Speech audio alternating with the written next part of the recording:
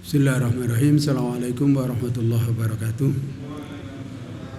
Bismillah, alhamdulillah, wassalatu wassalamu ala rasulillah wa ala alihi wa sahbihi wa mawalah. La hawla wa la quwata illa billah, amma ba'du. Hadratul muhtaromin, para alim, para bini sepuh, hadirin hadirat, wabil khusus panjenenganipun Bapak Dr. Kiai Haji Lutfi Aminuddin, Magister Agama yang kita hormati. Bapak Ibu sekalian yang berbahagia, alhamdulillah pada malam hari ini kita ditakdirkan oleh Allah hadir di majelis ilmu. Mudah-mudahan apa yang kita lakukan diridhoi oleh Allah Subhanahu wa taala. Allahumma amin. Sholawat dan salam semoga tetap terlimpahkan kepada junjungan kita Nabi besar Muhammad sallallahu alaihi wasallam. Bapak Ibu yang dirahmati Allah, malam hari ini kita akan bahas surah Al-Maidah mulai ayat 66. Nggih, leres ya. Al-Maidah 66. Untuk mengawali majelis kita pada malam hari ini, mari kita awali dengan bacaan Ummul Quran ala hadiniyah sholihah. Al-Fatihah. A'udzu billahi minasyaitonir rajim. Bismillahirrahmanirrahim. Alhamdulillahi rabbil alamin arrahmanir rahim maliki إياك نعبد وإياك نستعين اهدنا الصراط المستقيم صراط الذين أنعمت عليهم غير المغضوب عليهم ولا الضالين آمين.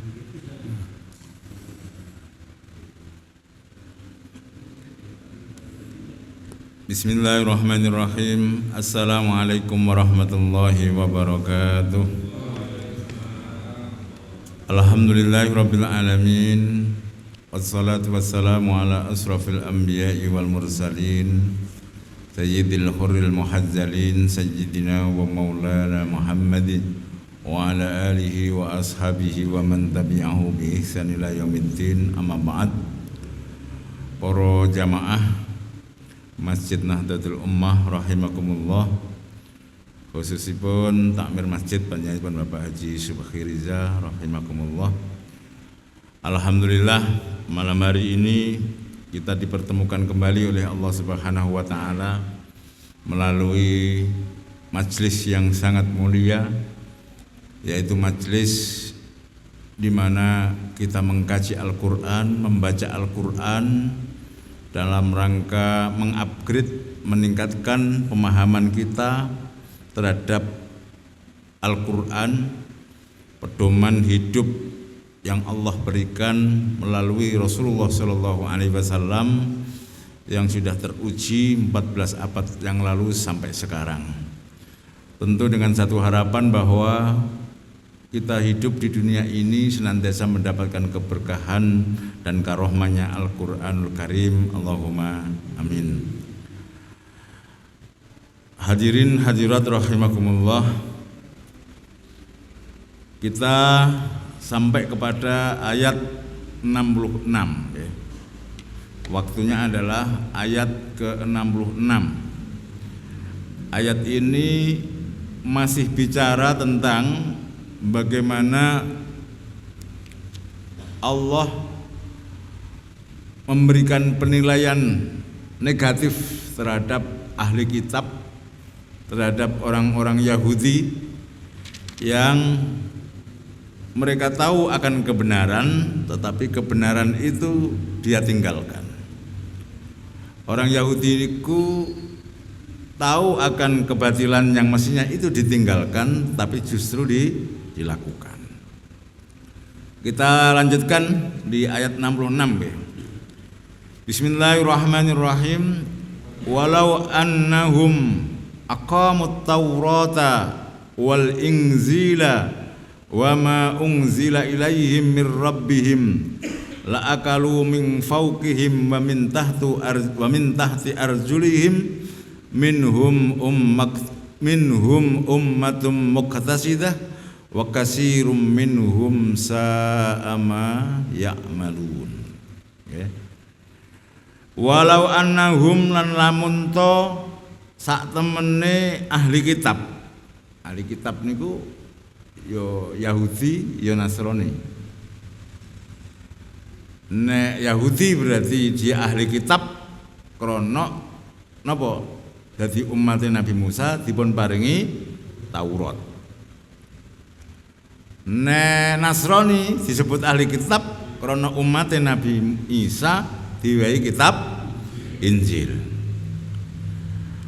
Walau annahum lan lamun ta sak temene ahli kitab iku aqamu padha ngleksanakne, padha nerapne, padha ngamalne sapa ahli kitab. Ngamalne at-Taurata ing kitab Taurat, isine kitab Taurat. Wal Injila lan ngamalne kitab Injil. Wa malan ngamalake ungjila, wa malan kitab ungjila kang den turunake apa ma ilaihim maring ahli kitab mir rabbihim saking pangerane ahli kitab. Ya la akalu mongko padha mangan sapa ahli kitab ming fauqihim saking dhuwure ahli kitab, berarti saka langit. Wa min tahti arjulihim lan saking ngisore pira-pira sikile ahli kitab, maksudnya saka bumi.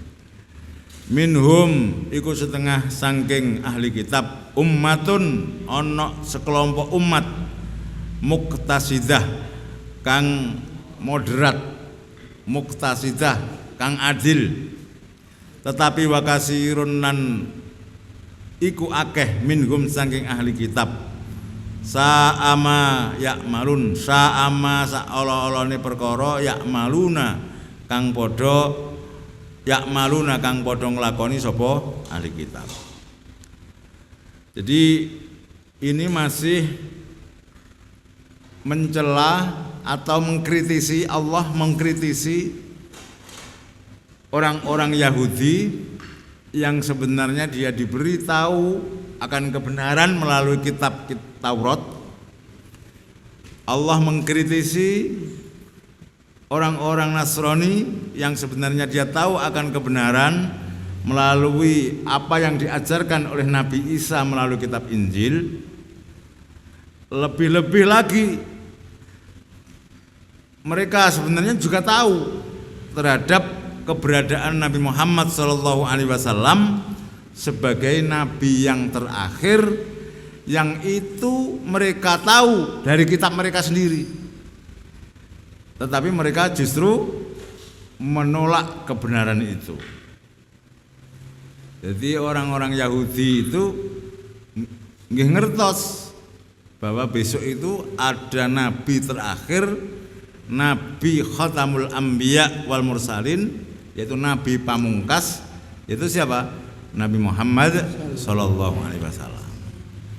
Tetapi anehnya orang Yahudi, orang Nasrani itu kebanyakan sa'ama ya'malun, mayoritas mereka tidak mau mengakui itu.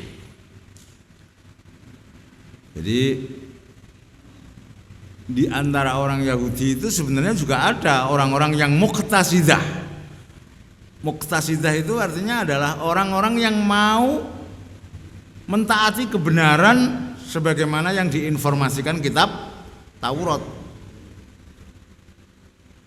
Di antaranya apa yang diinformasikan kitab Taurat? Yaitu Nabi Muhammad itu. Contohnya adalah Ka'ab bin Ahbar. Itu orang Yahudi tahu kitab Taurat. Taurat mengatakan bahwa nanti ada Rasul akhir zaman. Kemudian dia menyatakan iman. Kemudian dari kelompok Nasrani juga ada namanya An-Najasi. Dia itu sedikit dari mereka yang oleh Allah diberi kesadaran, dia meyakini bahwa apa yang ada di dalam kitab Injil itu adalah sebuah informasi yang valid, sebuah informasi yang benar. Maka kemudian An-Najasi ini mengakui akan keberadaan Rasulullah SAW sebagai utusan akhir. Jadi kadang-kadang memang kalau kita bawa dalam konteks masyarakat sekarang, fanatisme kelompok itu kadang-kadang membutakan akan realitas yang sesungguhnya yang sebenarnya ada kebenaran itu ada pada kelompok lain. Saya ulangi, kadang-kadang fanatisme kelompok itu kadang-kadang kalau kebangetan itu bisa menutup realitas kebenaran yang itu ada pada kelompok lain. Gini mungkin, enggak. Jadi satu kelompok misalnya itu nek wis fanatisme A, engko meskipun ada kebenaran pada kelompok B, itu ya gak diakoni. Pun juga sebaliknya, yang B juga begitu, nek kadung kelompok fanatik karo B, meskipun pada kelompok A itu ada kebenaran, kebenaran itu tidak diakui. Jadi ego sektoral, fanatisme kelompok itu maka harus dipilahkan. Sing bener ya dikatakan bener, yang salah ya dikatakan salah. Ini kelompok Yahudi karena fanatisme terhadap kebenaran bahwa ya Nabi Musa yang paling bener, maka kebenaran yang datang setelahnya ada yang mereka mengakui dan itu sedikit, disebut dalam Al-Maidah ayat 66 ini ummatum muqtasidah, umat yang adil, umat yang tengah-tengah, umat yang moderat, yang itu diantaranya adalah Ka'ab. Disebutkan dalam tafsir itu adalah Ka'ab. Dalam kelompok Nasrani juga ada namanya An-Najasi. Mereka ya fanatis terhadap ajaran Nasrani, apa yang diturunkan oleh Allah melalui kitab Injil.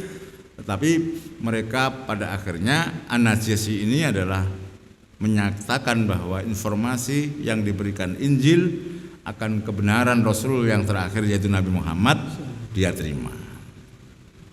Ini pelajarannya apa di sini? Jadi apa? Ayat 66 ini memberikan jaminan sebenarnya Allah itu. Wong Yahudi, asalkan kamu itu konsisten terhadap apa yang ada dalam kitab Taurat. Wahai orang Nasrani, nek kamu itu konsisten terhadap ajaran yang ada di dalam kitab Injil, kamu itu berlaku lurus sesuai apa yang diinformasikan oleh Taurat Injil, dan juga kamu menerima akan kebenaran Al-Quran, la akalu min fawqihim wa min tahti arjulihim, kamu tidak akan takut kelaparan. Apa? Allah akan memberikan jaminan rizki, kemudahan rizki. Di dalam ayat yang lain Allah mengatakan apa? Walau anna ahlal qura amanu wattaqau la fatahna alaihim barakatim minas sama'i wal ard walakin kadzabu fa akhadnahum bima kanu yakdzibun. Di surat sebelumnya ya, Ali Imran Al-Baqarah saya lupa. Walau anna ahlal qura amanu wattaqau la fatahna alaihim barakatim minas sama'i wal ard walakin kadzabu fa akhadnahum bima kanu yakdzibun.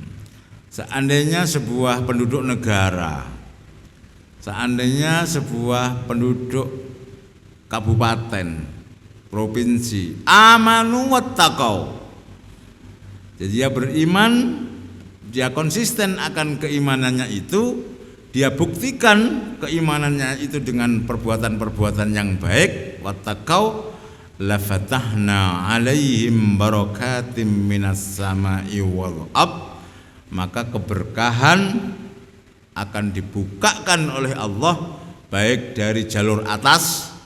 Jalur atas itu berarti langit, hujan, gitu.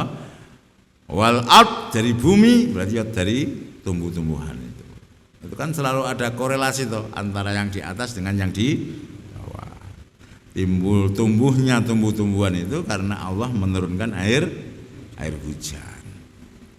Jadi keimanan, komitmen kita di dalam beragama itu Allah tegaskan ada korelasi yang signifikan dengan kemudahan rizki yang Allah jaminkan kepada kita semua. Kamane wong iku sangger iman ora nek keluwen. Gitu. Wong iku pokoke iman wattaqau la fatahna alaihim barakatim minas sama. Ora eneng wong iman yo keluwen. Seumpama keluwen ya dheweke sabar. Gitu. Seumpama dheweke keluwen apa? Diwehi kesabaran. Tapi enggak ada, hampir enggak ada. Di dalam ayat yang lain Allah sebutkan apa? Wa may yattaqillaha yaj'al lahu apa? Wa may yattaqillaha yaj'al lahu mahraja wa yarzuqhu min haitsu la yahtasib. Wa may yattaqillaha, dan siapapun orangnya yang dia bertakwa kepada Allah, mengamalkan ajaran agama ini secara benar, yaj'al lahu mahraja, seluruh problem hidupnya akan diberi solusi oleh Allah Subhanahu wa taala. Yaj'al lahu mahraja, ini Al-Qur'an yang bilang. Wa yarzuqhu min haitsu la yahtasib, dan Allah akan memberikan rizki dari manapun yang hamba itu tidak menduga atau mengira sebelumnya. Ini apa? Al-Maidah ayat 66. Ya. Jadi mengamalkan kebenaran yang kita tahu, meninggalkan kebatilan yang kita tahu, itu menjadi pelajaran yang utama. Kesalahan yang menjadikan orang Yahudi itu dikritik habis oleh Allah adalah orang Yahudi itu ngerti barang bener tapi gak dilaksanane, dudu ditinggal. Ngerti barang elek sing kudune ditinggal tapi justru dilakoni. Nah, ini kan tidak menutup kemungkinan sebenarnya mentalitas Yahudi seperti itu, mentalitas Nasrani seperti itu juga menimpa kepada orang-orang sekarang ini. Apa? Ngerti barang bener tapi justru didoi, ngerti barang elek sing kudune ditinggal tapi justru dilakoni. Niki nggih, niki Al-Maidah 66. Walau annahum aqamut Taurata wal Injila wa ma unzila ilaihim mir rabbihim la akalu min fawqihim wa min tahti arjulihim wa minhum ummatun muqtasidah wa katsirum minhum sa'a ma ya'malun. Al-Maidah ayat 66. Berikutnya sekarang Al-Maidah ayat 67. Ya ayyuhar rasulu balligh ma unzila ilaika min rabbik wa illam taf'al fama ballaghta risalatah wallahu ya'simuka minan nas innallaha la yahdil qaumal kafirin. Ya ayyuhar rasulu, wahai rasul. Sinten? Kanjeng Nabi Muhammad sallallahu alaihi wasallam. Baligh, nyampekno sira Muhammad ma ing piwulang, ma ing ajaran utawa ma ing ayat unjila kang den turunake apa ma ilaika maring sira Muhammad mir rabbika saking Tuhan, saking pangeranmu. Wahai Muhammad, wahai utusan, apa yang Allah turunkan kepadamu Al-Quran itu tolong disampaikan kepada umat. Wa illam taf'al lamun orang lakoni sapa sira Muhammad fama ballaghta monggo ora nekaake sapa sira risalatahu ing risalahe Allah. Wallahu utawi Gusti Allah iku ya'simu kang resa sapa Allah ka ing sira Muhammad minan nasi saking menungso. Innallaha temen setuhune Allah iku la yahdi ora paring pituduh sapa Allah al-qauma ing kaum al-kafirina kang padha kafir.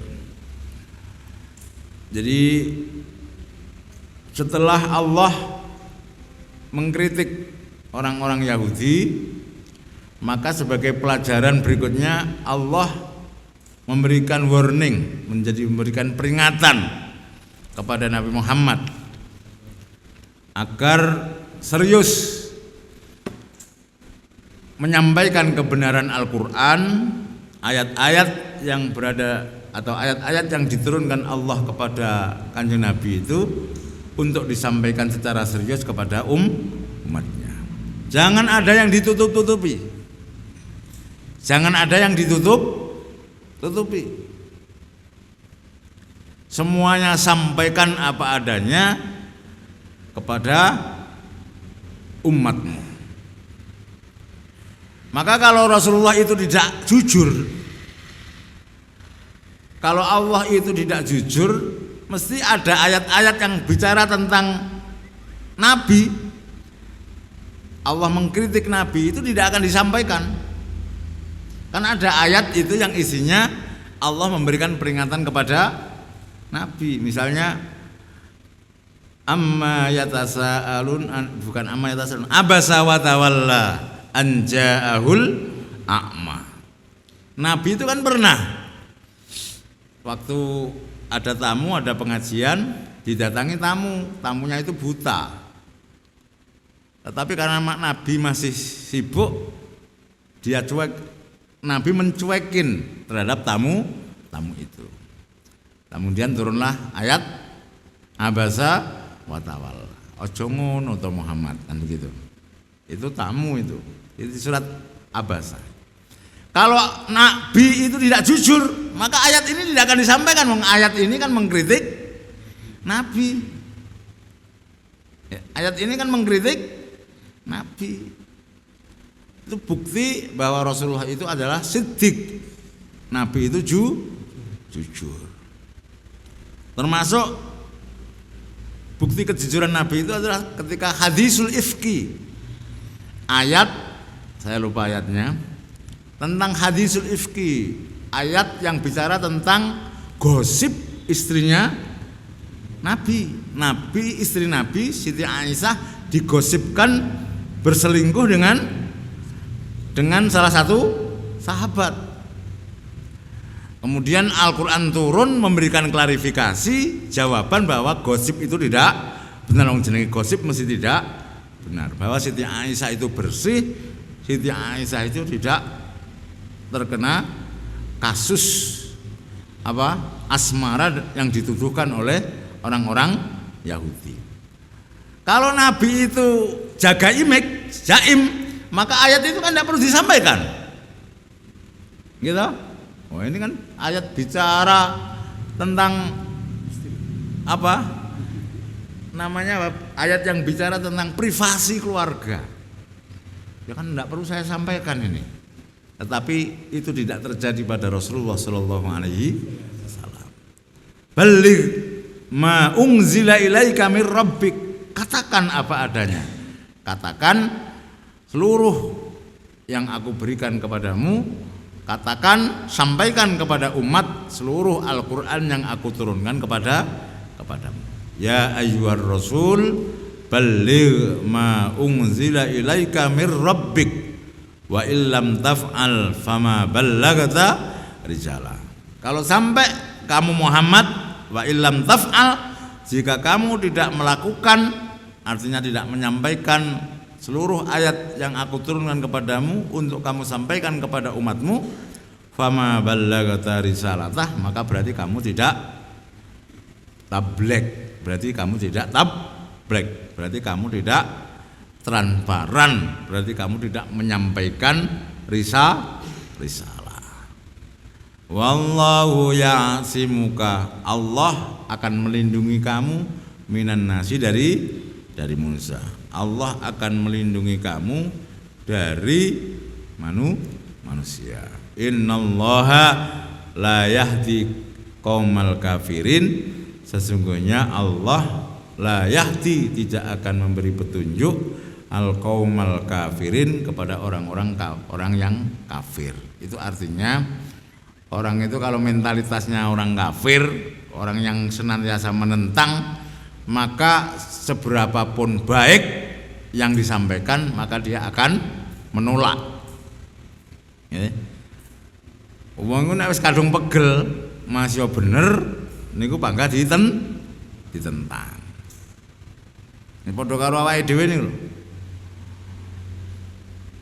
Apapun yang dilakukan keluarga atau orang lain, tapi kalau kita sudah sadurunge iku wis pegel, apapun yang dilakukan mesti kita komentari miring. Contohnya apa, Bu? Duwe tangga awake dhewe ndilalah pegel. Ndilalah tuku mobil wong. Komentar kita apa? Alah paling nek utang. Itu karena apa? Karena sadurunge awake dhewe wis pegel.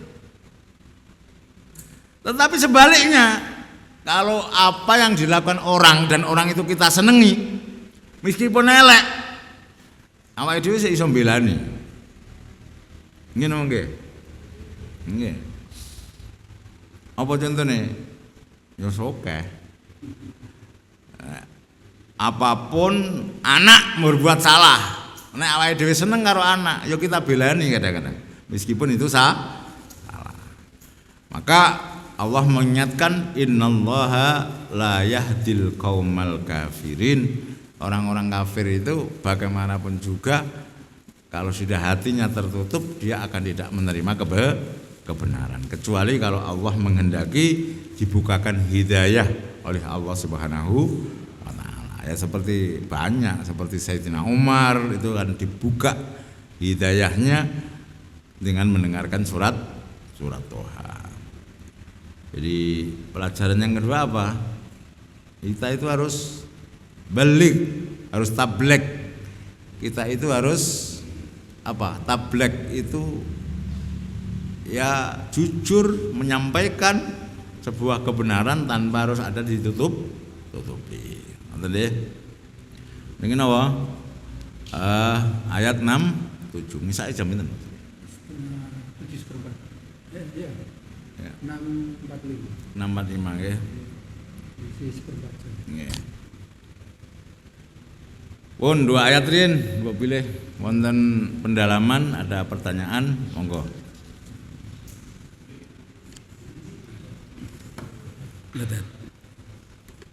Ini ayat ini kaitannya dengan ahlul kitab. Jadi tadi itu dikatakan bahwa ahlul kitab baik itu Nasrani maupun Majusi, Yahudi, itu jika konsisten melaksanakan kitabnya, maka dia akan dijamin oleh Allah. Bahasa sederhananya adalah apakah dia nanti kalau dia konsisten terhadap kitabnya itu akan masuk surga. Itu yang pertama. Lalu yang kedua adalah dengan adanya ayat ini apakah memberikan justifikasi bahwa sekalipun dia sudah di zamannya Nabi Muhammad SAW, itu dia tetap menjalani sebagai Nasrani, itu apakah juga merupakan jaminan surga?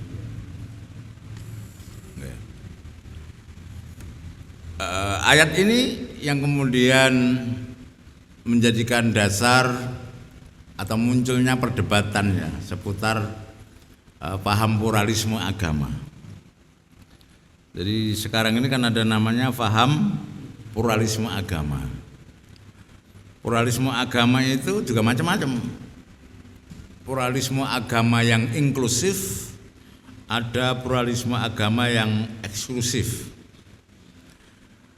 Yang bahaya itu adalah pluralisme agama yang inklusif, dalam pengertian mengatakan bahwa semua agama itu sama, semua agama itu benar. Jadi merelatifkan seluruh ajaran agama. Ini yang agak bahaya atau bahkan bahaya. Jadi menganggap semua agama itu benar. Ya ini dasarnya tadi. Orang Yahudi pokoknya konsisten terhadap Taurat, dia akan nanti yang malah ini nanti di ayat 69 nanti yang konkret itu. Ayat 69 nanti akan bicara lebih konkret. Orang Nasrani kalau konsisten dengan Injil maka dia akan selamat. Ini kalau kelompok pluralisme agama inklusif mengatakan bahwa orang Yahudi itu nanti pokoknya ngugemi Taurat selamat. Orang Nasrani ngugemi Injil dia akan selamat, diberi surga, diberi keselamatan. Ini kalau kelompok pluralisme inklusif. Tapi kelompok pluralisme agama eksklusif itu artinya menyatakan bahwa semua agama itu memang mengajarkan kebenaran. Tetapi untuk saat ini agama yang paling benar itu ya Islam. Jadi ada stressing bahwa untuk saat ini kebenaran agama itu ya Islam. Apa buktinya? Satu, inna dina indallahil Islam.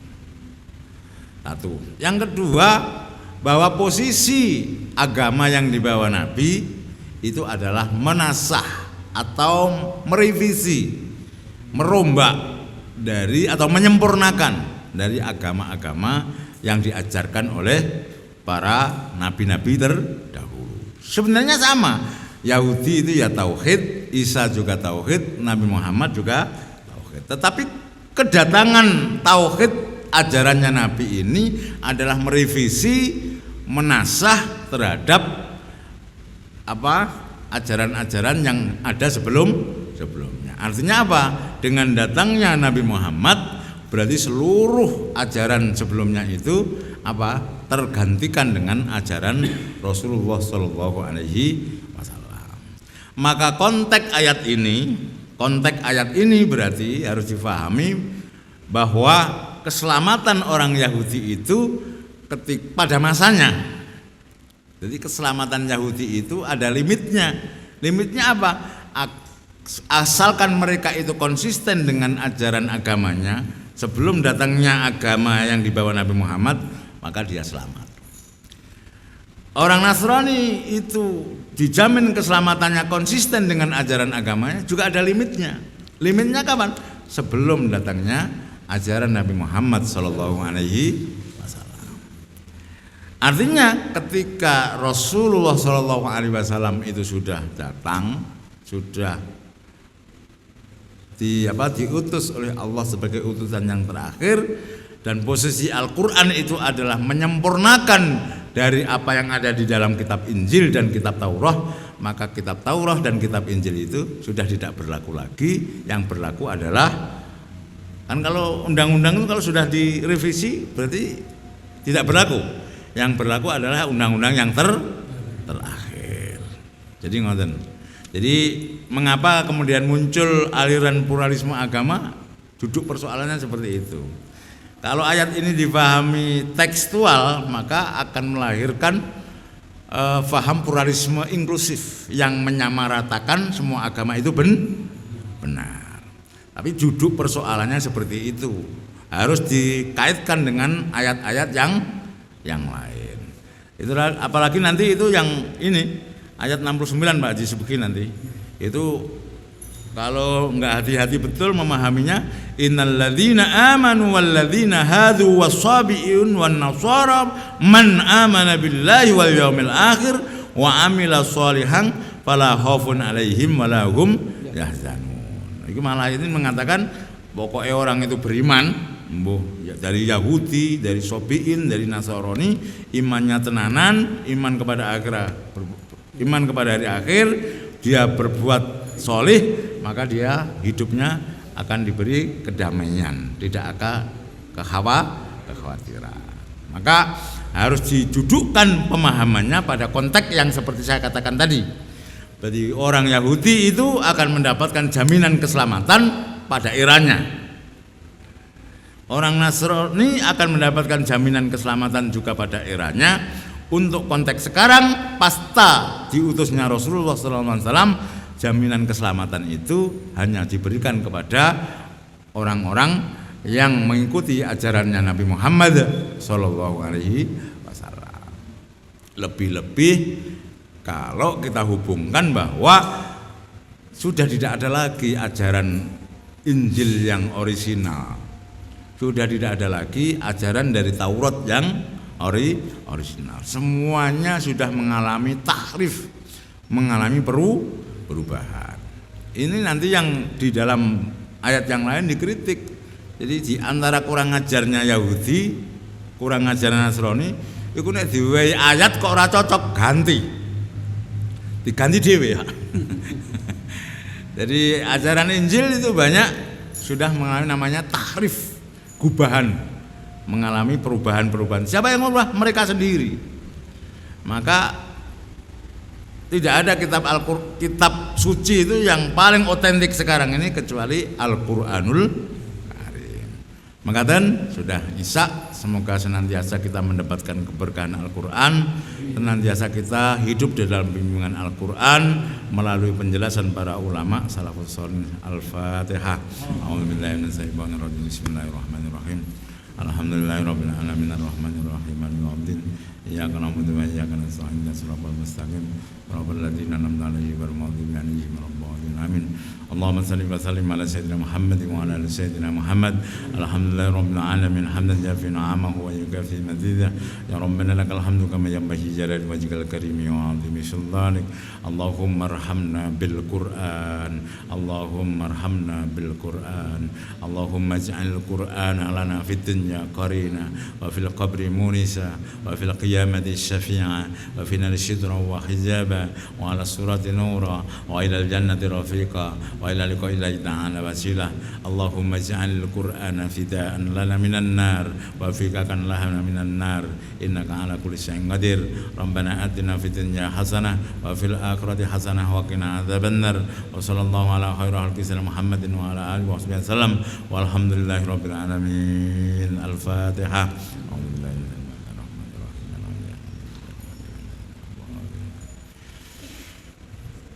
Demikian yang bisa kita sampaikan, semoga bermanfaat. Kurang lebihnya mohon maaf. Wassalamualaikum warahmatullahi wabarakatuh. Waalaikumsalam warahmatullahi wabarakatuh. Bapak Ibu sekalian, niki kula imutne bahwa besok pagi itu ada ngopi bareng Ahad pagi. Itu temanya adalah belajar akhlak Rasulullah SAW dalam bermasyarakat pasca pandemi. Jadi kita meyakini ini sudah pasca pandemi. Pasca ya. Iya. Jadi kita ini berdoanya begitu. Ini sudah pasca. Kurang lebihnya mohon maaf. Terima kasih. Assalamualaikum warahmatullahi wabarakatuh. Memang sudah selesai kan? Iya. Di rumah sakit sudah nggak ada. Sudah ada. Sudah nggak ada. Sudah ada. Saya pun aman-aman. Betul. Aku bulan yang lalu rumah sakit Muslimat itu penuh semuanya, di mana-mana penuh. Alhamdulillah. Ini mudah-mudahan karena sekarang ini jadi dengan apa itu vaksin. Nah itu akhirnya kita udah bisa selesai. Alhamdulillah.